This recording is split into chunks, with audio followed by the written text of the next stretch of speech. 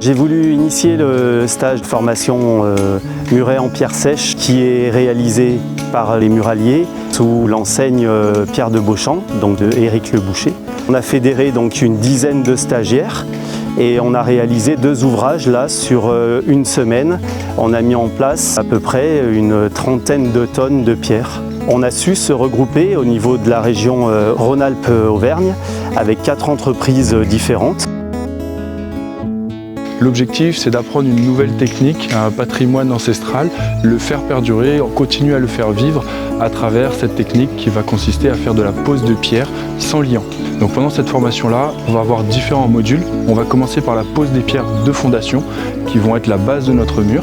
Ensuite, on va pouvoir opérer un remplissage et on va finir avec des pierres de couronnement qui vont ensuite pouvoir finir notre ouvrage, stabiliser la structure et la consolider pour des centaines d'années. Nous avons démarré cette approche de formation avec plusieurs entreprises ici qui sont toutes dans un même réseau qui est le réseau Alliance Paysage. Nous avons des entreprises de paysage qui sont en pointe dans la prise en compte de ces préoccupations contemporaines qui sont de revenir remettre le végétal au centre du jardin, d'avoir un jardin nature, donc accueillant de la biodiversité, par rapport à des phénomènes climatiques, donc d'avoir des constructions paysagères qui, s'il y a un excès d'eau, qu'on ait des constructions paysagères drainantes. C'est le cas du mur en pierre sèche. La force de notre groupement Alliance Paysage, parti sur l'ensemble du territoire. Nous, pour cette formation-là, celle-ci vraiment en 2024, on a réussi à fédérer 4 entreprises du réseau. L'idée serait que d'autres partenaires, d'autres membres du réseau Alliance fassent de même dans d'autres régions de France. Alors on a fait venir 2 personnes, donc Antoine et Damien cette semaine, pour se former sur la pierre sèche.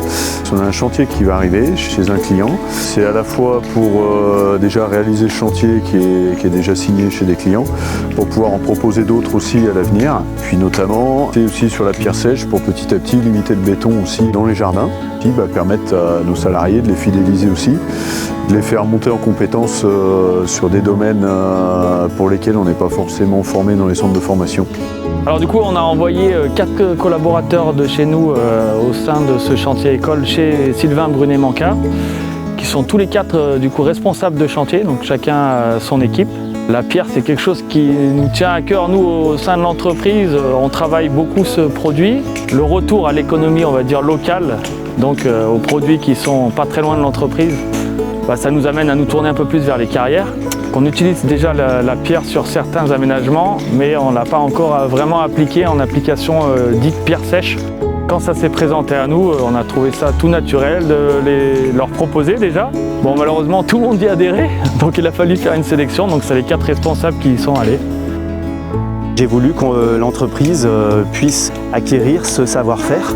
Déjà d'une part parce que la pierre est une matière noble et qu'on puisse proposer ce savoir-faire à nos clients et des ouvrages qui changent du tout béton.